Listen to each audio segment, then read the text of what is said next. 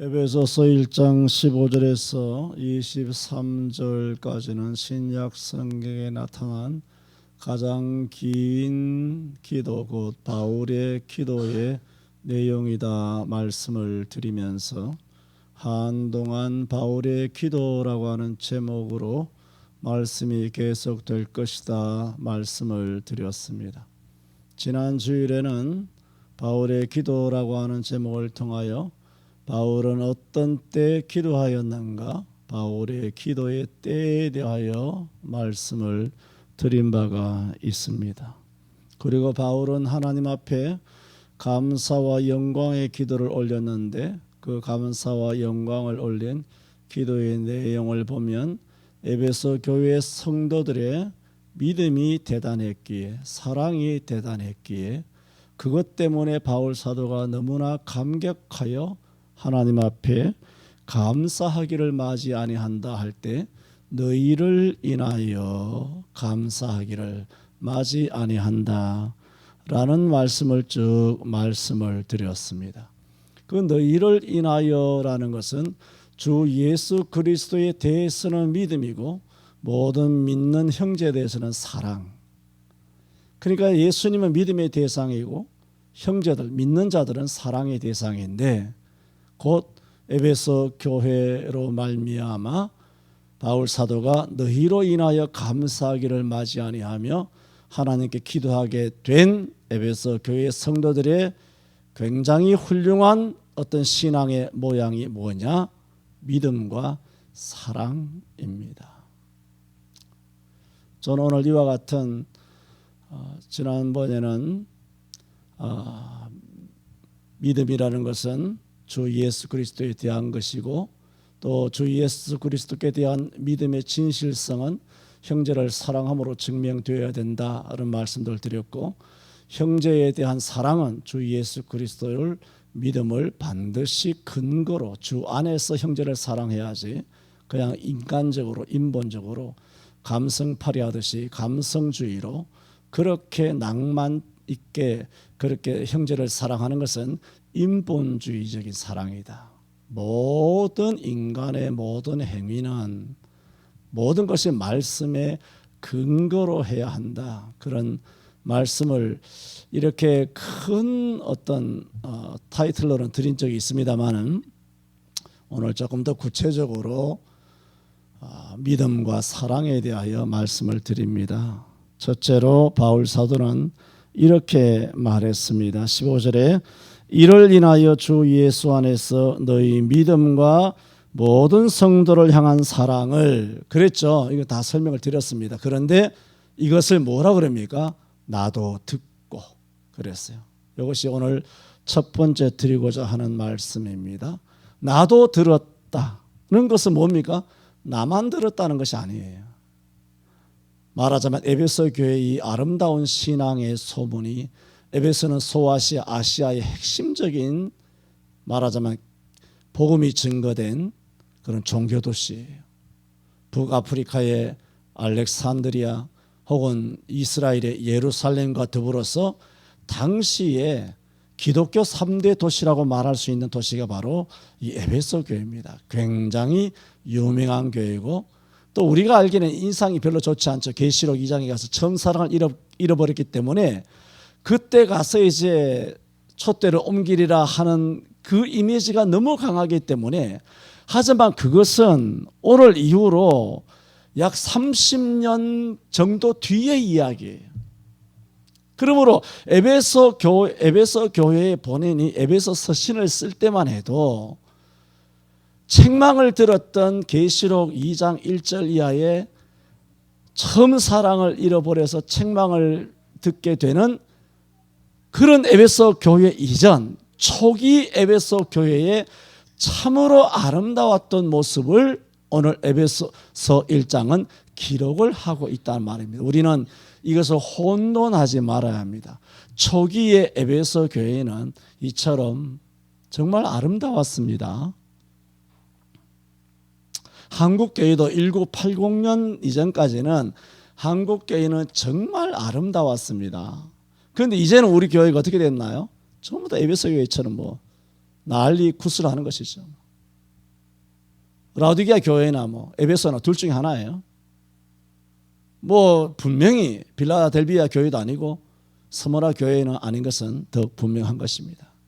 한국 교회는 100이면 100 거의 다가 99.9%가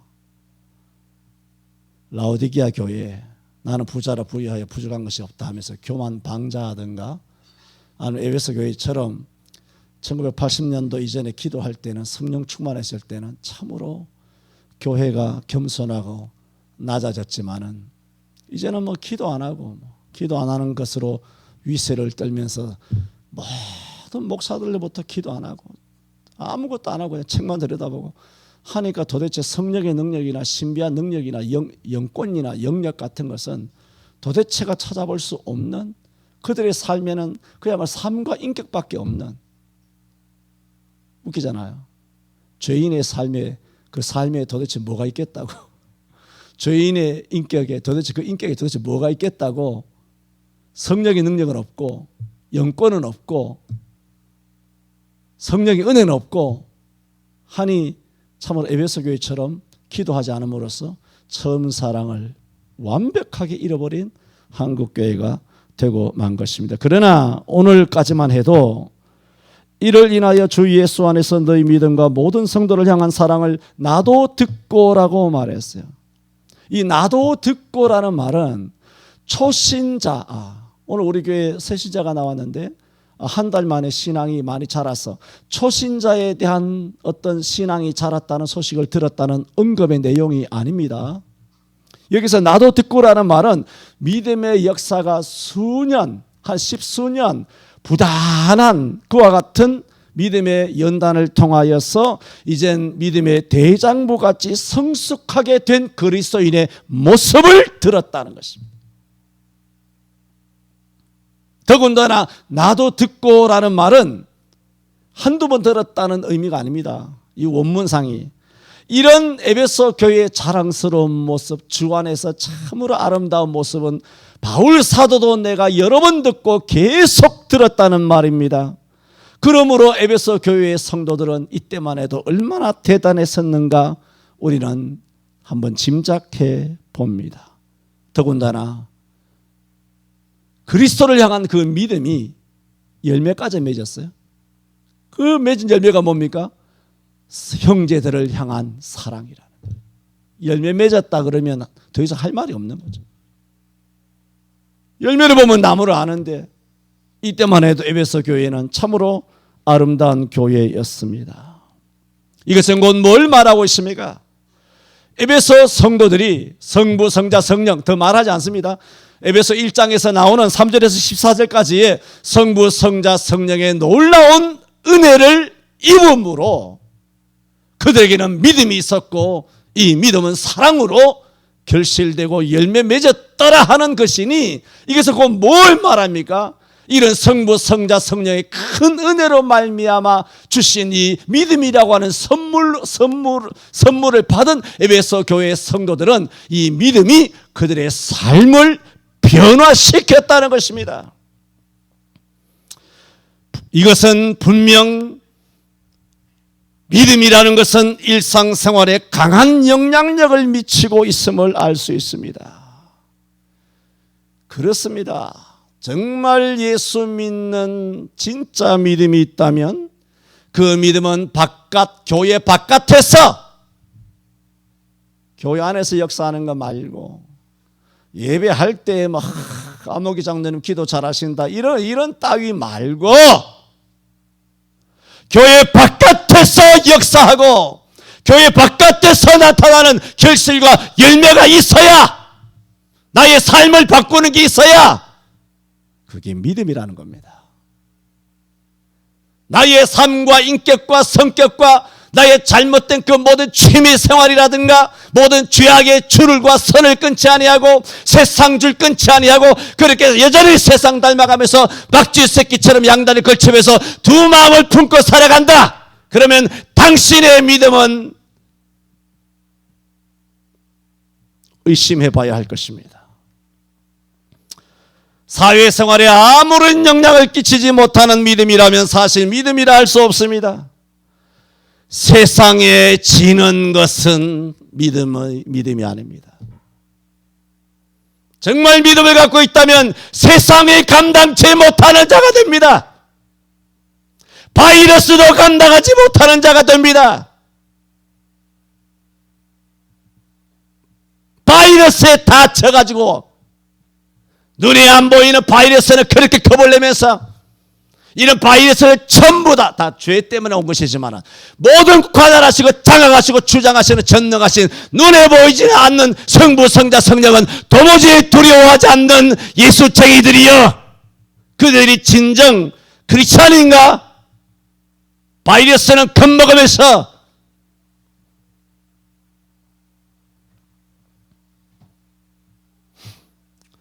사도행전 15장은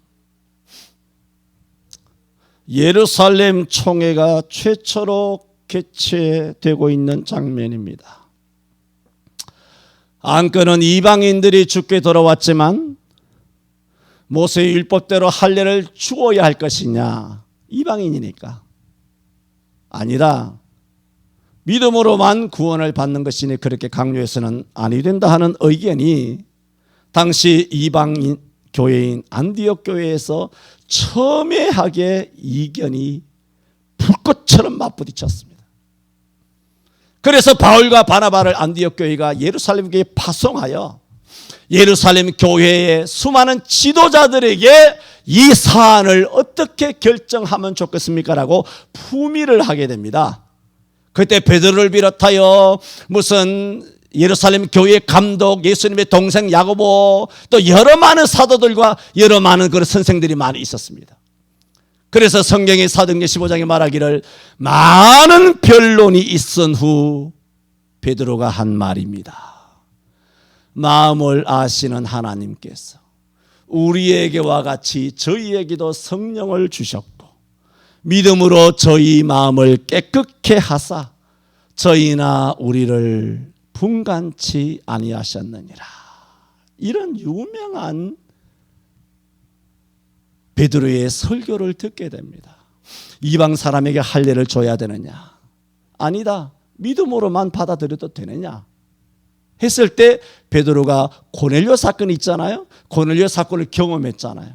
그 경험 끝에 이와 같이 말한 것입니다. 뭐라고? 믿음으로 저희 마음을 깨끗게 하사.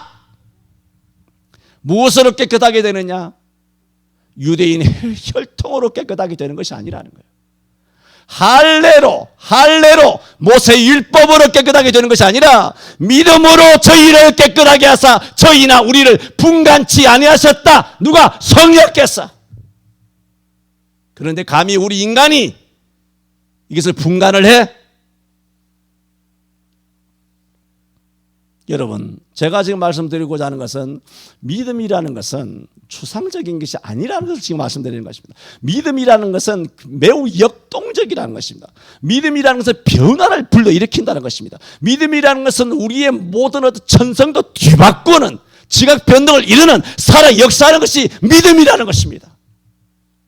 오늘날 많은 그리스도인은 그냥 믿음은 그냥 교인이에요. 교회에 등록하면 믿음이 있는 줄 알아요. 교회에 왔다 갔다 하면 그게 믿음인 줄 알아요. 그건 아니에요. 베드로가 사도행전 15장에 뭐라 그랬습니까? 정말 믿음이 있다면 그 믿음이 우리를 깨끗하게 한다는 거예요.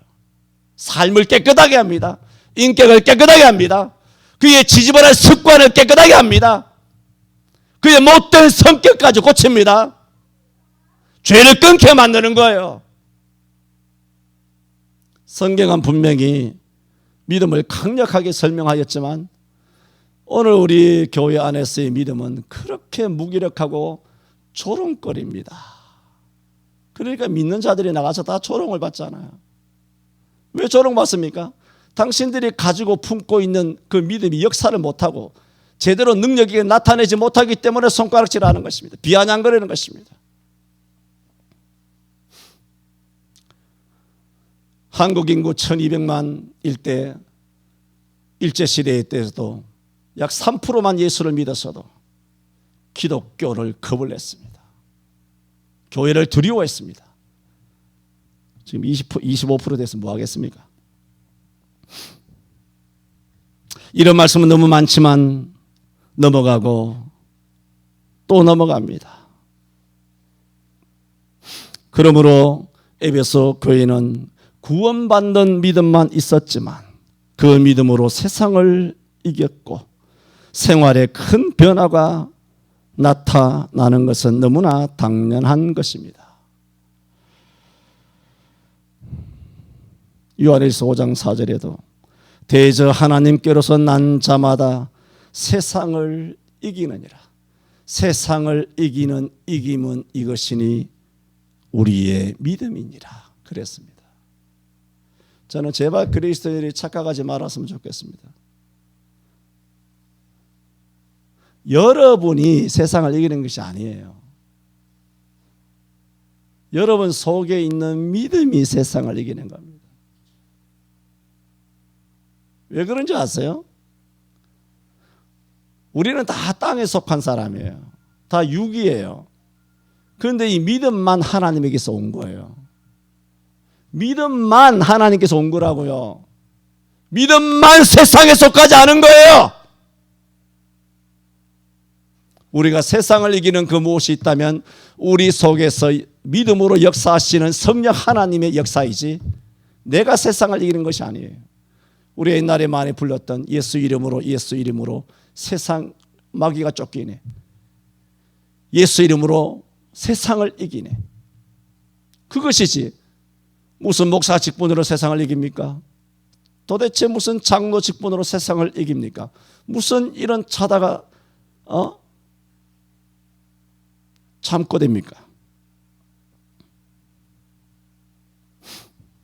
그렇다면 믿음이라고 하는 것을 받은 오늘 우리 한국 교회도 더 이상 세상 정치 권력에 부역하는 것이 아니라 세상을 이겼어야 했습니다.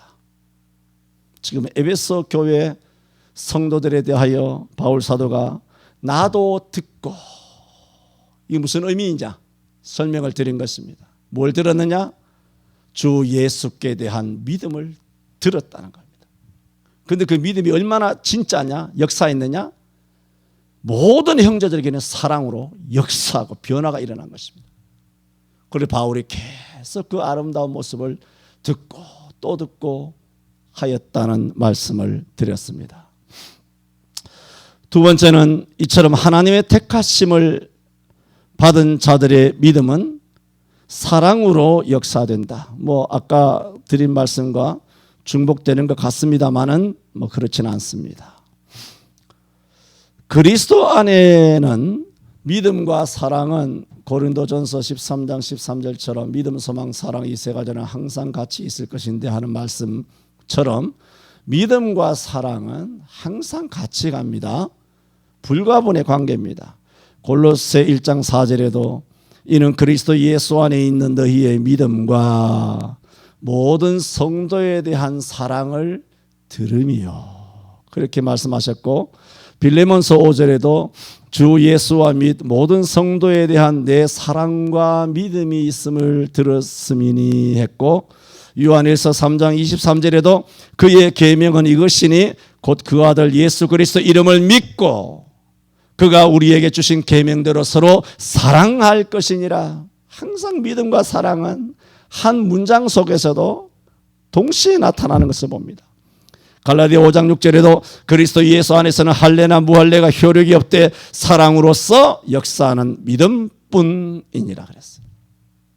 그러므로 믿음과 사랑은 항상 동반된다는 것입니다. 그래서 저는 구체적으로 세 가지로 말씀드리고자 하는 것은 정말 믿음이 있는 사람이라면 사랑으로 열매 맺어야 되는데, 첫째로 물론 사람을 사랑해야 되겠죠. 오늘 본문에는 이제 형제를 사랑한다. 특히 그 형제라는 것은 그리스도인을 말하는 것입니다. 아무나 길에 돌아다니는 사람 아무나 사랑한다는 것이 아니라 특히 믿는 자를 사랑한다는 것을 말씀하고 있습니다.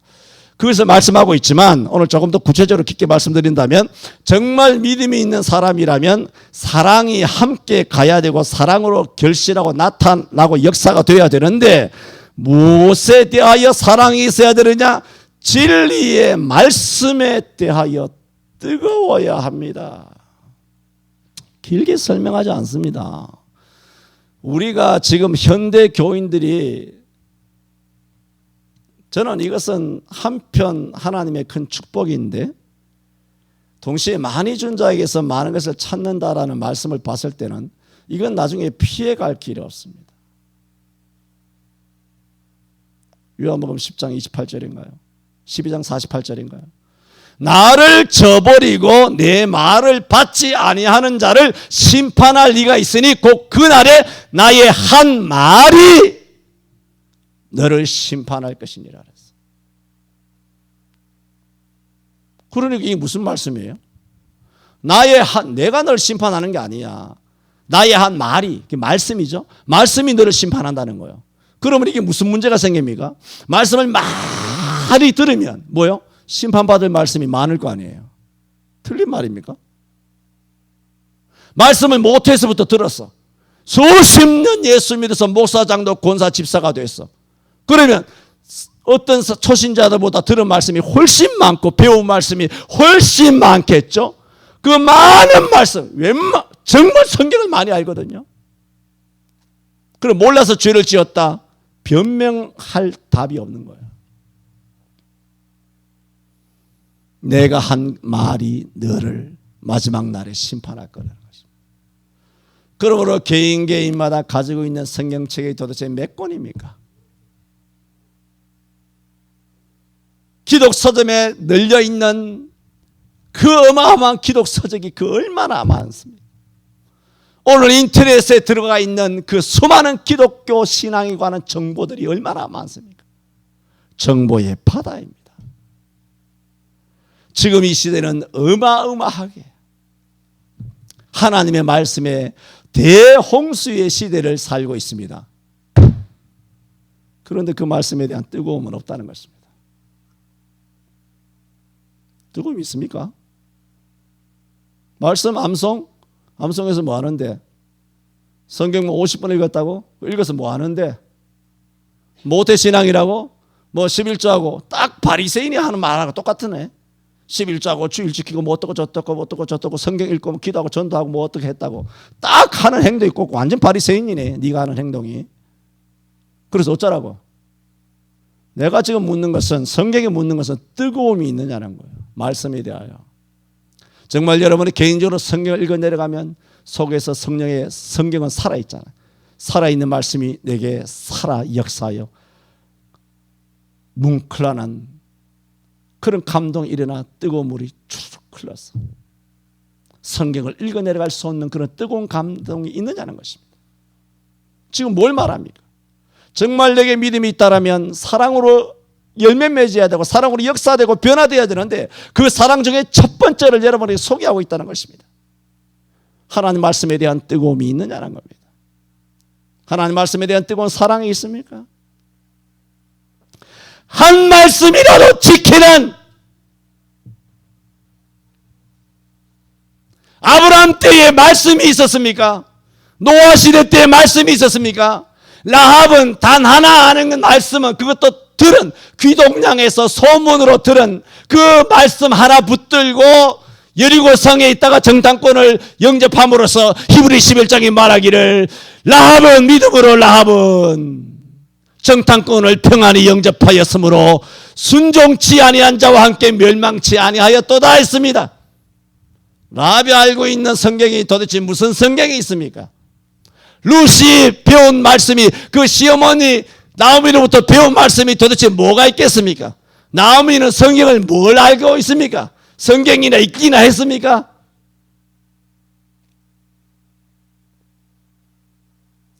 제가 말씀드리잖아요. 제발 성경 많이 알려고 하지 말라고.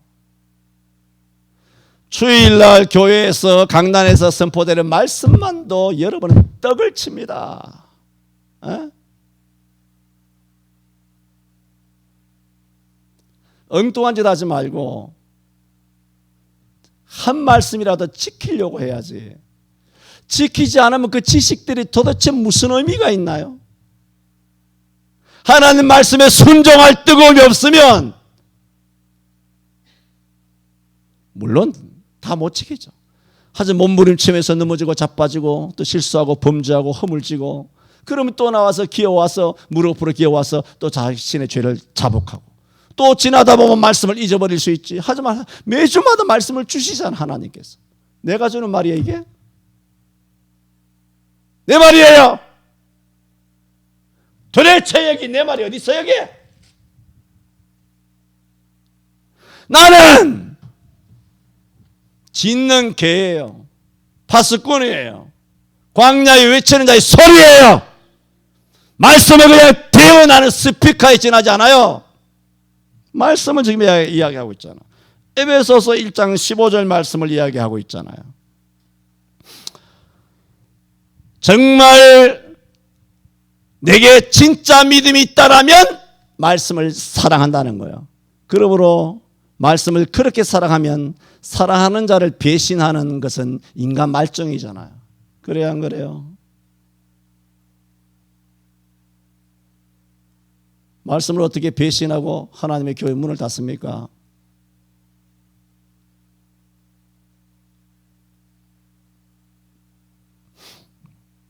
두 번째로 구체적으로 사랑으로 열매 맺는다는 것은 뭐냐? 정말 믿음이 있는 자라면 그리스도를 사랑하게 된다. 그리스도를 사랑하게 된다는 것은 무엇이냐? 그리스도만 가장 여러분 사랑하게 되면 그 사람이 가장 귀해요. 자식은 눈에 넣어도 아프지 않다 그러잖아요. 그렇죠? 최고의 사랑은 부부간의 사랑 아닙니다.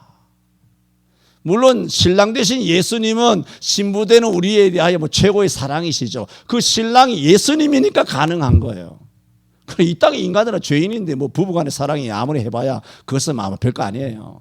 그러나 신이 주신 신의 사랑과 같은 흡사한 유일한 사랑이 있으면 부모의 자식에 대한 사랑이에요. 이것은 어마어마한 사랑이에요. 정말 목숨을 내던져서 내 자녀의 목숨을 건질 수만 있다면 할 수 있어요. 그게 부모의 사랑이에요. 그걸 아가페의 사랑이라고 그러죠. 그렇게 사랑한다면 배신하지 않습니다. 자식은 우리를 배신해도 부모는 자식을 배신하지 않습니다. 정말 우리가 믿음이 있다면 그리스도를 그렇게 사랑해야 합니다. 가장 귀하게, 자식보다 더 귀하게 그리스도만을 높이고 그리스도께만 영광을 돌려야 합니다. 여러분 외웠죠? 마가복음 10장 37절을 아비나 어미를 나보다 더 사랑하는 자는 내게 합당치 아니하고 아들이나 딸을 나보다 더 사랑하는 자도 내게 합당치 아니하고. 아비나 어미나 아들이나 딸을 사랑하지 말라는 것이 아니잖아요. 거기는 뭡니까? 나보다 더 사랑하면 합당치 않다는 거. 계속 비교하는 것이 나보다 더, 여기 나가 누굽니까? 예수님이 하신 말씀이죠. 나보다 더 사랑하면 안 된다는 것입니다. 정말 우리가 예수님을 믿는, 성부 하나님을 믿는 그런 믿음이 있다라면 누구를 가장 사랑해야 되느냐? 아까는 뭐라고요? 말씀을 뜨겁게 사랑해야 된다 그랬고, 두 번째는 예수 그리스도를 가장 사랑해야 한다는 거예요. 세 번째는 뭡니까? 오늘 이 에베소 교인들처럼 형제들을 사랑해야죠. 이제 나오는 겁니다. 그렇죠? 같은 성도들끼리 사랑해야죠. 자주 말씀드린 것처럼 사도행전 2장 44절에 믿는 자들이 다 함께 있어 모든 물건을 서로 통용하고 그냥 외워서 지나간다고 해서 그냥 듬성듬성 지나가고 이게 도대체 그냥 많이 들어본 귀에 익숙한 그런 성경 구절이다 하고 그냥 슉 지나가면 아무런 의미가 없어요. 날마다 모이기를 힘쓰며 날마다 성전에 모이기를 힘쓰며 집에서 떡을 떼며 기쁨과 순전한 마음으로 음식을 먹고 하나님을 찬미하고 또한 모든 백성에게 칭송을 받으니 주께서 날마다 구원받는 백성의 숫자를 더하게 하시니라 그래요.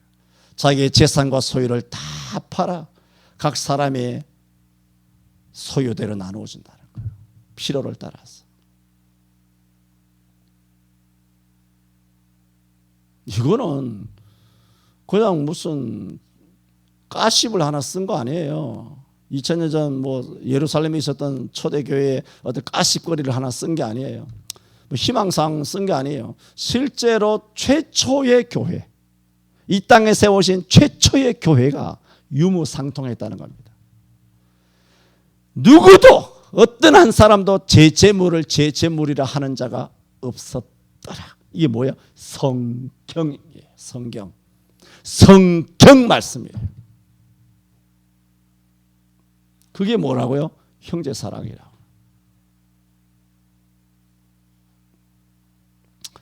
입으로만 하는 사랑 말고, 말과 혀로만 사랑하는 것이 아니고,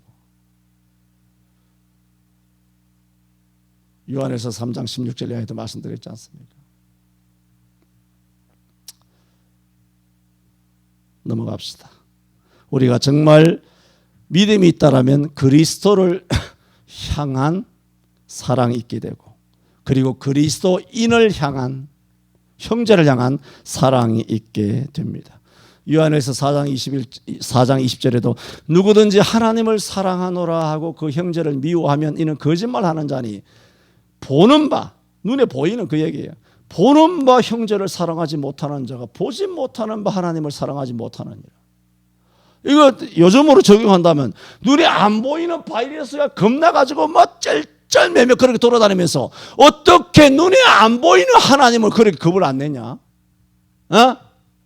눈에 안 보이는 바이러스가 별것도 아닌 것을 겁을 내면서 눈에 안 보이는 하나님은 아주 그냥 막 우습게 생각하는 거예요. 눈에 안 보이는 바이러스를 그렇게 겁낸다는 것은 뭐예요? 눈에 안 보이는 하나님을 전혀 의시하지 않는다는 거예요. 이게 교회입니까? 교회입니까?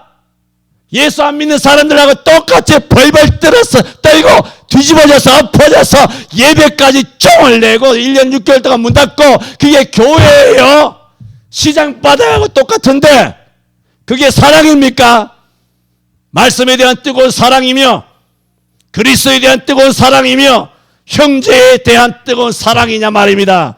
에베소 교회는 성부, 성자, 성령의 하나님의 선택하심과 구속과 감동과 인치심, 보증하심에 대하여 너무나 감격스러워서 그 은혜를 입자 말자 주 예수 그리스도에 대해서는 믿음이, 모든 형제에 대해서는 사랑이. 근데 바울이 이걸 들은 거예요. 쇼크, 긍정적인, 너무 좋은 감동이 있는 거예요. 그래서 내가 너희를 인하여 감사하기를 마지 아니한다. 너무너무 감사한다. 그런 역설적인 표현이잖아요. 그래 기도할 때마다 너희를 위하여 기도하기를 마지 아니한다. 목사도 마찬가지야. 기도할 때 아무개는 정말 기도해야 되겠다는 그냥 뜨거움. 왜? 그 사람이 뭐 짜장면을 사줘서가 아니에요. 사주는 사람 누가 있는데? 짜장면을 사줘서가 아니라 그 사람의 믿음과 사랑을 볼 때 그냥 목사에게는 그저 성령의 감동으로 그 사람이 복받도록 기도가 쏟아져 날 수밖에 없는 거예요. 그게 목사의 인본주의입니까? 그럼 바울은 뭐예요 그러면? 에베소서 1장 15절 16절은 뭐예요?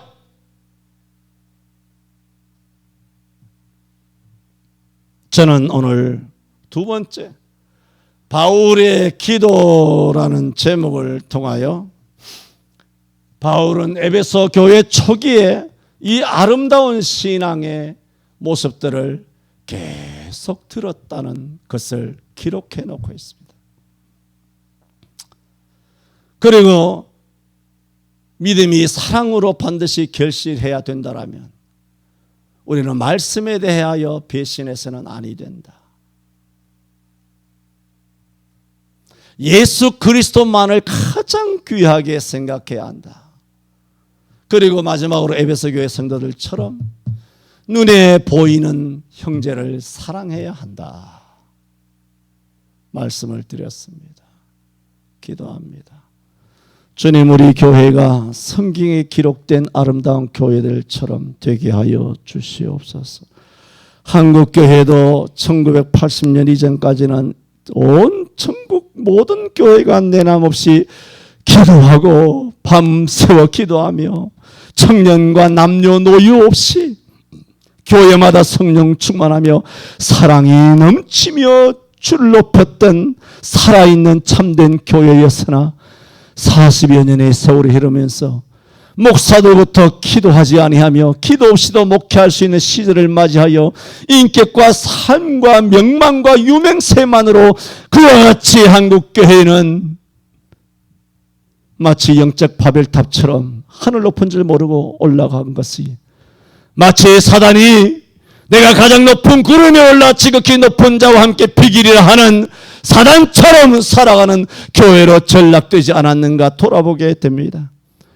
주여, 초대 에베소 교회가 이때만 해도 아름다웠던 것처럼 우리 성천교회도 아름다운 교회가 되게 하여 주옵소서. 예수님 이름으로 기도하옵나이다. 아멘.